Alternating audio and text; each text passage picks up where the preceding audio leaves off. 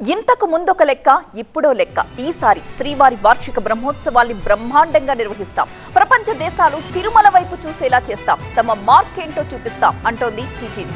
బ్రహ్మోత్సవాల్ని అత్యద్భుతంగా నిర్వహించాలన్న సింగిల్ ఎజెండాతో సమావేశమైన TTD board పలు కీలక నిర్ణయాలు తీసుకుంది. ఇంతకు ముందో లెక్క ఇప్పుడో లెక్క. ఈసారి శ్రీవారి వార్షిక బ్రహ్మోత్సవాలను బ్రహ్మాండంగా నిర్వహిస్తాం. ప్రపంచ దేశాలు తిరుమల వైపు చూసేలా చేస్తాం.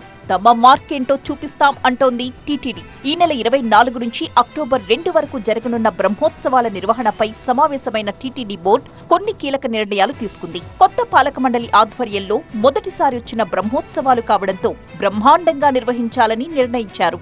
టెక్నాలజీని కూడా ఈసారి ఉపయోగించబోతున్నారు. ఇస్రో సహకారంతో క్రౌడ్ మేనేజ్మెంట్ మ్యాటర్ చేయనున్నారు. చిన్నారులు తప్పిపోకుండా జియో ట్యాగింగ్ విధానాన్ని కూడా ఈసారి తీసుకొస్తున్నారు. ఈ నెల 23న శ్రీవారి బ్రహ్మోత్సవాలకు అంకురార్పణ జరగనుంది. 24న మీన లగ్నంలో ధ్వజారోహణం ఉంటుంది. అదే రోజు సీఎం చంద్రబాబు దంపతులు శ్రీవారికి పట్టు వస్త్రాలు సమర్పిస్తారు. అలాగే 23 నుంచి వచ్చే నెల 2 వరకు వీఐపీ బ్రేక్ దర్శనాలు రద్దు చేస్తున్నట్టు వెల్లడించారు.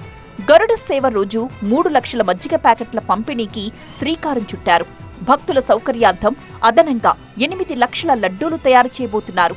గతః బ్రహ్మోత్సవాలంటే ఎలా ఉంటాయో ప్రపంచానికి చాటి చెప్పేలా నిర్వహిస్తామన్నారు టీటీడీ చైర్మన్ బిఆర్ నాయుడు. ఈ కొత్త టీటీడీ పాలక మండలి ఏర్పడిన తర్వాత ఇది మొదటిసారి బ్రహ్మోత్సవాలు. లాస్ట్ ఇయర్ బ్రహ్మోత్సవాల్లో మా కమిటీ లేదు.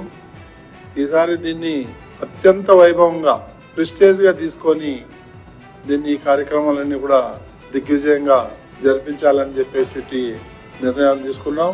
తిరుమల గురించి అసత్య ప్రచారాలు చేసినా, ప్రతిష్టను దిగజార్చేలా మాట్లాడినా ఇక నుంచి క్రిమినల్ కేసులు పెట్టాలని నిర్ణయించింది టీటీడీ.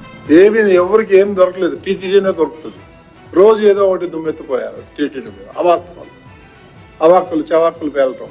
ఈ రోజు నుంచి ఇలాంటివి అయితే మాత్రం యాక్షన్ సీరియస్ గా ఉంటుంది.